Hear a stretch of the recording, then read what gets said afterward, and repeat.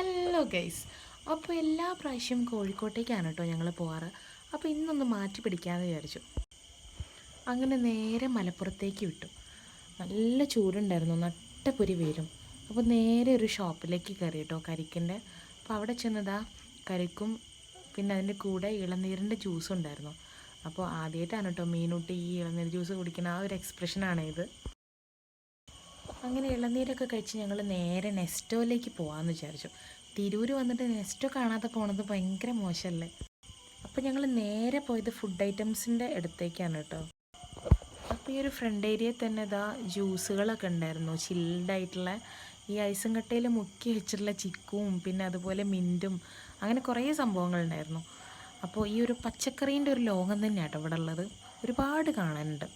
ഞങ്ങൾ വേറെ അങ്ങോട്ടും നോക്കിയില്ല, നേരെ ഞങ്ങൾ ബിരിയാണി എവിടെ കിട്ടും നോക്കാൻ വേണ്ടിയിട്ട് ഞങ്ങൾ പോയി. ഇവിടെ 99 രൂപയ്ക്ക് 500 ഗ്രാം ബിരിയാണി കിട്ടും കേട്ടോ. പിന്നെ മന്തി ഉണ്ടായിരുന്നു, ഞങ്ങൾ മന്തിയൊന്നും നോക്കിയില്ല. മോൾക്ക് കഴിക്കാൻ പറ്റുന്ന രീതിയിലുള്ള ഒരു റൈസൊക്കെ ചോദിച്ച് തന്നെ മേടിച്ച്. എന്നിട്ട് മുകളിൽ ഫുഡ് കോർട്ടിൽ പോയിരുന്ന് നല്ല അടിപൊളിയായിട്ട് തന്നെ ബിരിയാണിയൊക്കെ കഴിച്ചു കേട്ടോ. ഇവിടുത്തെ ആംബിയൻസ് അടിപൊളിയാണ്. പിന്നെ കസ്റ്റമേഴ്സും ഭയങ്കര കുറവായിരുന്നു. അപ്പോഴാണ് ഇങ്ങനെ ഒരു കാറ് മീനു കണ്ടത്. കണ്ടപ്പോൾ തന്നെ മീനോട് ഇതിൽ കയറണം എന്നായി. അങ്ങനെ മീനും അച്ഛനും കൂടെ ഭയങ്കരമായിട്ട് എൻജോയ് ചെയ്തു. ഇത് മുകളിൽ നിന്ന് നോക്കുന്നൊരു വ്യൂ ആണ് കേട്ടോ, അടിപൊളിയാണ് താഴേക്ക് നോക്കുമ്പോൾ.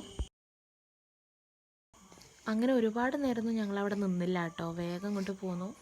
അപ്പോൾ ഇത് പുറത്തുനിന്നുള്ളൊരു വ്യൂ ആണ്. അപ്പോൾ കയറുന്ന സമയത്ത് എനിക്ക് ഇതിൻ്റെ ഒരു വീഡിയോ എടുക്കാൻ വേണ്ടി പറ്റിയില്ല. അപ്പോൾ അതുകൊണ്ട് ഞാൻ ഇറങ്ങുന്ന സമയത്ത് എടുത്ത വീഡിയോ ആണ് കേട്ടോ അത്. പിന്നെ ഞങ്ങൾ നേരെ വീട്ടിലേക്ക് പോവുകയാണ്. ഇനി ലീവുള്ള സമയത്ത് എന്തായാലും ഇവിടേക്കാണ് കേട്ടോ ഇനി വരാൻ പ്ലാനുള്ളത്. ബിരിയാണി കഴിച്ചതിൻ്റെ മുകളിൽ നല്ല ദാഹം ഉണ്ടായിരുന്നു. അപ്പോൾ ഞങ്ങൾ വഴിക്കലുള്ളൊരു കടയിൽ നിന്ന് നാരങ്ങ സോഡയല്ല സർബത്തും അതുപോലെ തന്നെ മോരുവെള്ളം കുടിച്ചു. എന്നിട്ട് മീനൊരു പമ്പരും മേടിച്ച് ഞങ്ങൾ നേരെ വീട്ടിലേക്ക്